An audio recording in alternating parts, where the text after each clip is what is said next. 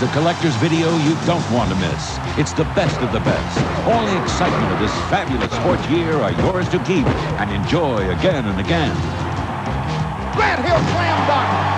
If you call now, you'll not only get your free video, you'll also receive free SI's 1992 Sports Almanac. This great book will keep you up to date on all the fascinating facts, stats, and stars. And full-color photos brighten the big events of the year. It's fun, and it's free. Get your free video and save over 55% off the cover price. 54 issues for only $1.29 an issue. And you may use your credit card. Plus, you get the big Olympics preview and the famous swimsuit issue. Call now to subscribe or renew. Get your free video, almanac, and save on SI. For quicker delivery, use your credit card. With your exclusive video, you can enjoy all the thrills of the past year. And you won't miss any of the excitement yet to come in Sports Illustrated. Call now. To our viewers around the world, peace on earth from CNN.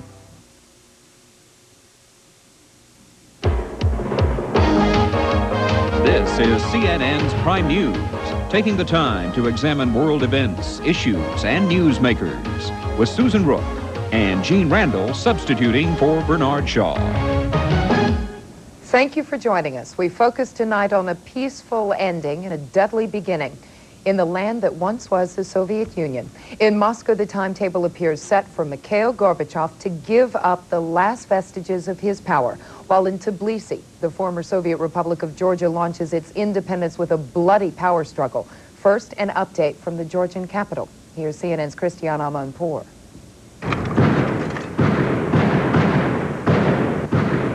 The battle for control of Georgia continues with intense bombardment by both sides. Civilians duck in fear as it rages all around them. Targets go up in flames near the government square where President Gamzakhodia still is holed up inside his bunker. The opposition headquarters is taking heavy incoming fire too. As the chaos continues for a third day, opposition leaders huddled upstairs appear to be backing off demands for the president's immediate resignation. Do you think you can share power with this president? When the noise subsides, the opposition's political leader explains. We don't want power, he says. We want our rights. We want a free press. We want the president to release all political prisoners. And we want new parliamentary elections so that we can choose a democratic leader. In a hotel just behind these barricades, efforts are underway to get both sides together, though it's not at all clear whether President Gamzakhodia will change his position and agree to negotiate. The opposition is backed up by much of the military and National Guard. It has the support of intellectuals and white-collar workers in big cities like the capital, Tbilisi. Still, as they watch the toll of dead and wounded rise, many in the opposition now believe in a political solution. We think that Gamzakhodia is not good president for Georgia, but the military way, we think it is not right. As for Gamzakhodia, he has the masses on his side, and he was voted in with an overwhelming majority in Georgia's first presidential elections last May. I am a worker, says this man. I work with these hands, and I elected my government with these hands. But now Georgians are left with no choice, a government that has become a virtual dictatorship or an opposition led by the military. Christiane Amanpour, CNN, Tbilisi, Georgia. The man responsible for creating the atmosphere of change in the Soviet Union, Mikhail Gorbachev, appears ready to step aside. Earlier today, after saying goodbye to his personal staff, Gorbachev left the Kremlin as president, probably for the final time. Tomorrow, he's to appear on state television to announce he is resigning. Meanwhile, attendance was sparse at one of the final sessions of the Supreme Soviet. Lawmakers insist they'll meet at least once more, perhaps on Thursday, to accept Mikhail Gorbachev's resignation and to formally declare that the Soviet Union is no more. CNN will carry Gorbachev's speech live Wednesday at noon Eastern Time. Sometime afterwards, Mr. Gorbachev will be interviewed by CNN Moscow Bureau Chief Steve Hurst and a Soviet broadcaster. Also, tomorrow, a CNN interview with Russian President Boris Yeltsin. That'll be seen at 9 a.m. Eastern Time. CNN has learned that all of the former Soviet Union's tactical nuclear weapons now are believed to be in 4 republics. Western sources say the smaller mobile weapons have been moved to Russia, Ukraine, Belarus, and Kazakhstan. It's been known that long-range missiles were concentrated in those republics, but until now, there have been some uncertainty about the exact location of the tactical weapons. They make up about 2/3 of the Soviet nuclear arsenal. Back in this country, Wall Street's pre-Christmas rally, sparked by lower interest rates, held for a third day. The Dow Jones Industrial Average climbed more than 28 points today, closing at 3050.98. Trading was heavy. For the first time in 6 months, back-to-back gains in the U.S. manufacturing sector. Orders for durable goods rose an unexpected 1.2% in November. October's increase was revised downward, but still showed a gain of 2.6%. The numbers could at some point mean new manufacturing jobs. Good weather and tough economic conditions seem to be making holiday travel a bit more manageable this Christmas. Officials at a sampling of airports around the country say Christmas Eve travel is down from last year. Among the possible explanations, the struggling economy may be discouraging travel, and many people who are traveling got a jump on the crowds by leaving last weekend. In addition, pretty good weather has meant fewer delays. I found a lot of delays, a lot of canceled flights. It's really been hard to get on standby. It's been very difficult overall. We were worried that we wouldn't get a flight in time because we thought it'd be too packed, but we didn't have too much trouble. I got here kind of early, but it wasn't bad. Everything moved pretty smoothly. Karen McGinnis will join us later in this half hour with a complete look at the holiday forecast. The holiday season is, as we all know, a time for celebrating. It would also help if we remembered and reminded those we love that celebrating the wrong way is dangerous. All too often, there is a fatal ingredient, alcohol. Jim Hill reports there are groups intent on getting young people to understand the deadly combination of drinking and driving.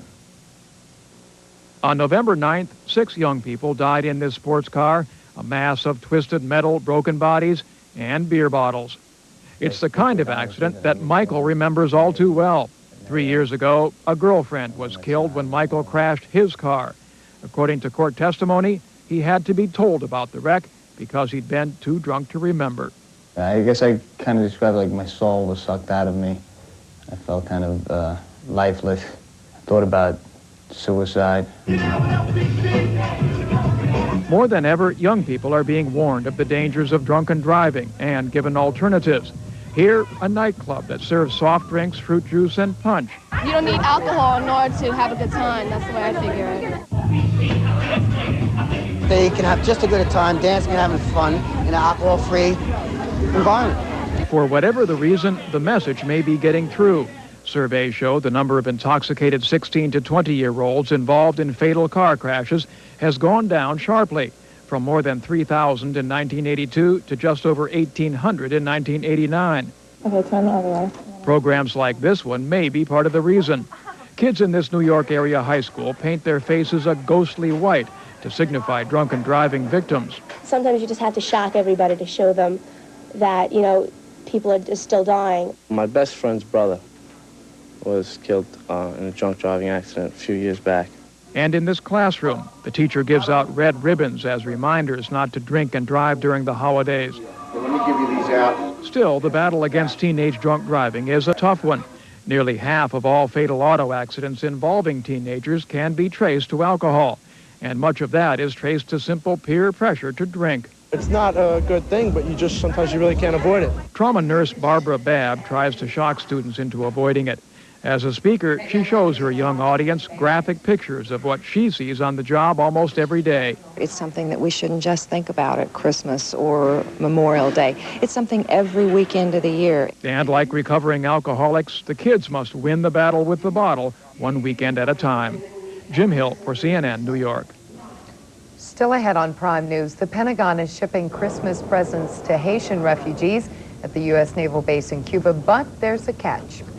The post office addresses a real problem trying to make sense out of the mail. And tales of turkey terror from holiday kitchens. Well, listen in on the frantic Christmas season calls to the Turkey Hotline. Stay tuned.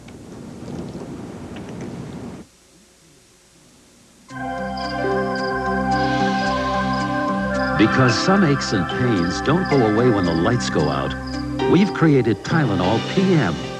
Specially formulated with extra strength Tylenol pain reliever for those aches and pains that can keep you up at night. Plus a gentle ingredient to help you sleep. so you can wake up refreshed in the morning. From the name you trust comes Tylenol PM, so you can rest easy. Recently, Stouffer Hotels hosted the chairman of Dow Jones, held a meeting for the president of AT&T, planned a banquet for the CEO of Avis, and welcomed lots of other important presidents, too. In fact, maybe the reason we're one of America's top-rated luxury hotels is that our presidential suites are so often filled with presidents. Stouffer Hotels and Resorts. You can depend on our good name. Car and Driver magazine declared its road manners are in the import vein, but comfort is better. And if you're wondering what else they had to say about the new Oldsmobile 88 Royale, call 1